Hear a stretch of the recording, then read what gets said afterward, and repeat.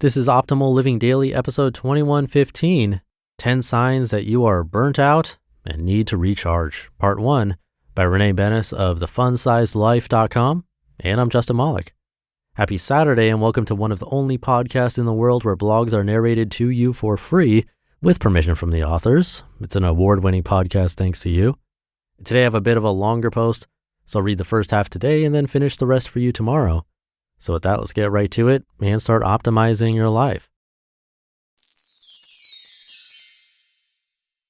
10 Signs That You Are Burnt Out and Need to Recharge, Part 1, by Renee of thefun-sized-life.com. Have you ever had a moment where you take a shower and end up just breaking down in a big mess of snot and tears and you have no idea why? If so, keep listening. This is probably for you. If you've been one of the blessed ones to never experience something like this, tell me, what's that like? Thankfully, these episodes happen less and less for me, and the reason is I've gotten really good at recognizing when I need to take a friggin' break. Here are 10 signs that I've noticed are a pretty good indicator that I am burnt out and majorly in need of a break. The sobbing uncontrollably in the shower one is just a bonus tip. You are scrolling social more than ever.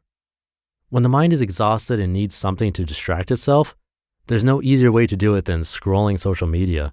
The constant drag of the finger, along with the flickers and flashes of memes, pictures, and videos, tends to give us a little half burst of serotonin and dopamine.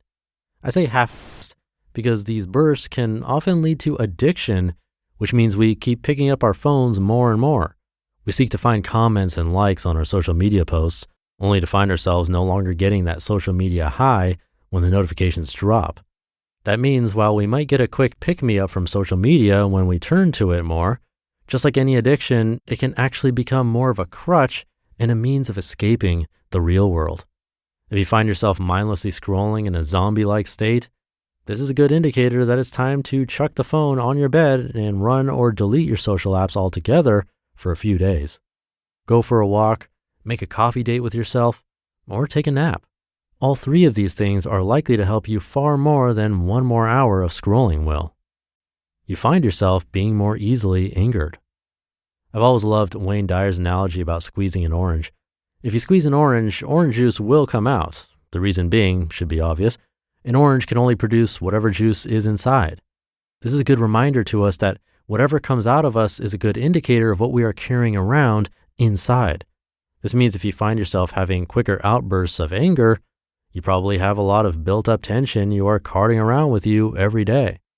How to release this varies from person to person. Me personally, I know that if I can get to the gym 1 hour a day, I'm a lot less likely to have a total mental breakdown later. Other healthy ideas include going outside, napping, stretching, therapy, watching something funny, connecting with a friend, or journaling. You are questioning all of your life choices. If you happen to find yourself staring blankly at a wall and questioning your entire existence, there's a good chance that you are pretty burnt out. This can happen from too much work, too much social interaction, and too little time getting quiet with our own thoughts. When we have allowed ourselves to exist in a state of constant chaos and movement, it can be really difficult to know if we are even on the right track anymore. Not sure if you're in the right job, questioning your relationships, feeling like you've done everything wrong, think maybe you need to redecorate your whole house? It's cool, maybe some of these things are legit worries, but there's also a good chance that you're just plain burnt out and in need of a good unwind time. You are always tired.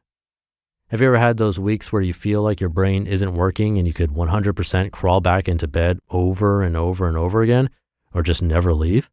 If so, this could be a good sign that you are facing burnout.